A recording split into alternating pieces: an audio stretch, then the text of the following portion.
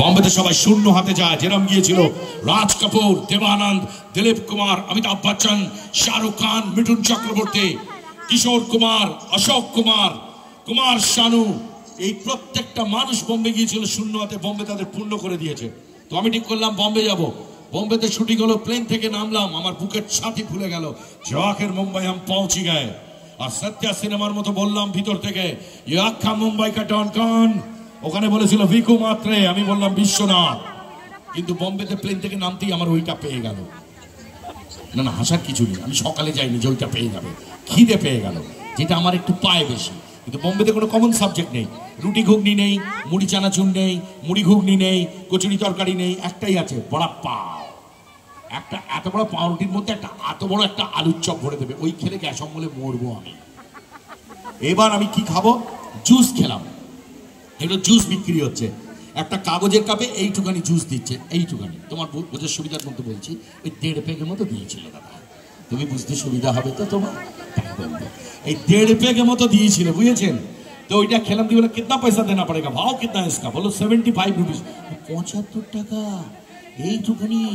আমার তো এটা কলকাতায় শিয়ালদায় পচা কমলা লেবু দিয়ে দোকান দিয়ে দেবো রে, আমি তো বারাসাত স্টেশনে দোকান দেবো 75 টাকায়।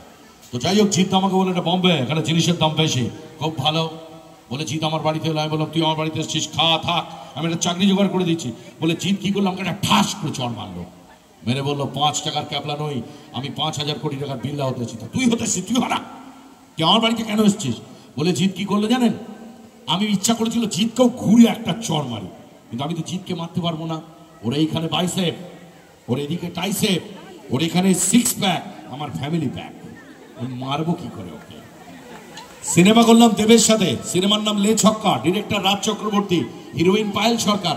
11 জন আর্টিস্ট ছিল, সেই 11 জনের কি সুন্দর ড্রেস। আমার রোল ঠাকুর মশাই, একটা প্যাট প্যাটে ফতুয়া, একটা ফিনফিনে ধুতি। সে বছর যত পুবের হাওয়া সব আমার নিচে। সিনেমা করলাম, পরের ছবি পাগলুটু, কথায় কথায় রজতব দত্ত বলে মেরে বালি চাপা দিয়ে দেবো। তোর বালির গোডাউন আছে, তুই চাপা পড়ে বসে থাক, আমি কেন চাপা পড়তে যাবো? বলে দেবের বাবাকে আর আমাকে তুলে নিয়ে কোথায় চলে গেল? দুবাইতে। দুবাই কি গরম দুবাইতে, আমাদের 5 দিন আটকে রেখে দিয়েছিল। সেখানে এক জামা, এক প্যান্ট, আরো একটা জিনিস এক ছিল, এখানে সবার সামনে বলতে পারবো না, ওই জিনিস এক করে থাকা যায়, ঘেমে মরছি আর চুলকে চুলকে মরছি, যে কাজবে গন্ধে মরে যাবে একেবারে। তারপরে পাগলুটি ছবি পরে করলাম চ্যালেঞ্জ টু, তাপস পাল সব ভুলে গিয়েছিল, আমাকে কেউ মারেনি। পরে সিনেমা করলাম রংবাজ, এই শহরের সব থেকে বড় রংবাজ। সেই রংবাজ সিনেমাতে কি হলো, দেব আমার আন্ডারে কাজ করে, আমি হোটেলের ম্যানেজার। সেই হোটেলে এলো কোয়েল মল্লিক, তার ম্যানেজার খরাজ মুখার্জি, ওর বাবা রজতব দত্ত। ঢুকেই বলছে এই সুইমিং পুলের জল বিস্তারি করে দাও। বিস্তারি কি আমার বাবার? বলে কি করলো, দুজনে মিলে আমাকে ঠেসলো, ময়দা মাখার মতো মাখলো। আর ওদিকে নায়ক নায়িকা কি করলো, ও মধু, ও মধু, মধু খাওয়া খাই করলো, ব্যাস শেষ। পরের সিনেমা শুধু তোমারই জন্য, কি সুন্দর সোহামের ড্রেস, কি সুন্দর মিমির ড্রেস, কি সুন্দর শ্রাবন্তীর ড্রেস, কি সুন্দর আমাদের দেবের ড্রেস, আমার লুঙ্গি আর গামছা। যত বলছি বাইকে লুঙ্গি পরে আমায় তুলিস না, আমার হাওয়া ঢুকে যাচ্ছে, আমার সব সম্মান চলে যাবে। আর আমার লুঙ্গি পরার না খুব একটা অভ্যেস নেই, আমি লুঙ্গি পরতাম, বিয়ের পরে লুঙ্গি পরা বন্ধ করে দিয়েছি। কারণ বিয়ের পরপর কি হতো, 4-5 দিন আমার লুঙ্গি খুঁজে পেতে সময় লাগতো, তো তাই আমার বউ বলতো আমার দিন খারাপ যাচ্ছে, তাই আমি লুঙ্গি পরা বন্ধ করে দিয়েছি। তো তারপরে সিনেমা করলাম জামাই 420, সুপার হিট করলো। তাতে 3 জনে মিলে নায়ক হলি, আর আমাকে 420 করলি, কি মার মেরেছে। আমার ছেলেরা বলে বাবা তোমায় কত মারে, কি করবো বাবা, পেটের দায় মার খাই বাংলা সিনেমায়। তারপরে সিনেমা করলাম কি, এই সিনেমাটা করার পর আমার বউ বলেছে এই ধরনের পাঠ করলে তোমাকে নাইটি পরে বাড়ি থেকে বার করে দেবো। সিনেমার নাম বলি হরিপথে ব্যান্ড বাংলা। আসলে ওইখানে এক মুখ লিপস্টিক, মাথা ভর্তি চুলতো। আমার ছেলেরা তো স্কুলে যায়, ওদেরকে তো স্কুলে জিজ্ঞেস করে কাকু কি করছে, আঙ্কেল এখন কি সিনেমা, আমার তো হেবি সম্মান। কিন্তু ওই ধরনের পাঠ করলে নাকি লোকে জিজ্ঞেস করবে তোর পিসির এখন কি খবর, তোর মাসি এখন কোথায়। তারপরে করে এলাম সিরিয়াল। দেখুন প্রথম সিরিয়াল হিট করেছিল ধাত্তারিকা, যেখান থেকে আমার কপাল খুলে গিয়েছিল 2004-5 সাল। সেখানেও আমার সালোয়ার কামিজ পরা রোল। আসলে মেয়ে সাজলে আমার লাগে ভালো, আমার তো দেখবেন একটুখানি পান পাতার মতো মুক্ত, আর একটু ঢলো ঢলো চেহারা, শাড়ি পরলেই আমার ছোট মাসির মতো লাগে আমাকে, আমি দেখেছি আমার দিকে তাকায় ঢাকায়। তারপরে সিরিয়াল করলাম কৃষ্ণ, তাতে আমি কংস, স্বর্গমত্ত পাতালের আমি অধীশ্বর, কোথা থেকে বাচ্চা ছেলে কৃষ্ণ এলো, গলা টিপে মেরে রক্ত বার করে দিয়ে চলে গেল। পরে সিরিয়াল করলাম, সুপার হিট হলো, এই মোটা পেট নিয়ে আমি নায়ক হলাম।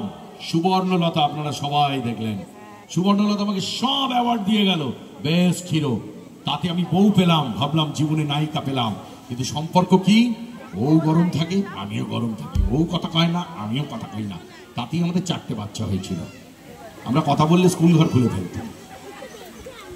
তো এখন আমার ছেলে, কত বয়স? হ্যাঁ, এত হাসি কিসে? খুব নজরে রাখবেন। হ্যাঁ, মার পাশে হাসছে, মা সব গল্প শুনো। কিন্তু এখন আমারও ছেলেপিলে বড় হচ্ছে, তো হেভি টেনশন মাথার মধ্যে। টেনশনের কারণ হয়ে গেছে, এই পাড়ার সব খবর রাখে, থাকে না একটা, থাকে না বটতলা টাইপের, ও আমি জানিও কোথায় যায়। তো তারপরে এখন কথা হচ্ছে যে আমার ছেলেরা আমাকে সবসময় বলে, বাবা সিনেমার আর্টিস্ট, সিরিয়ালের আর্টিস্ট দেখলে লোকে কি সুন্দর বলে, ওইটা কে যাচ্ছে সিনেমা করে, ওইটা সিরিয়াল করে যাচ্ছে। তোমাকে দেখলে লোকে বলে বিশ্বনাথ যাচ্ছে, ওই কই বলে ওই তো মোটা যাচ্ছে, দেখ না। এরম ভাবে কেন বলে? আমি আমার ছেলেদের বলি, বাবা লোকের কাছে টাকা পয়সা, গাড়ি বাড়ি, সোনা দানা সব আছে, যদি কিছু কম পড়ে থাকে এক মুখ হাসি, আমি ওটা দিতে ভালোবাসি, তাই আমাকে দেখে ওইরকম করে। Thank you. আর হাততালি দিতে হবে না। হাততালি কেন?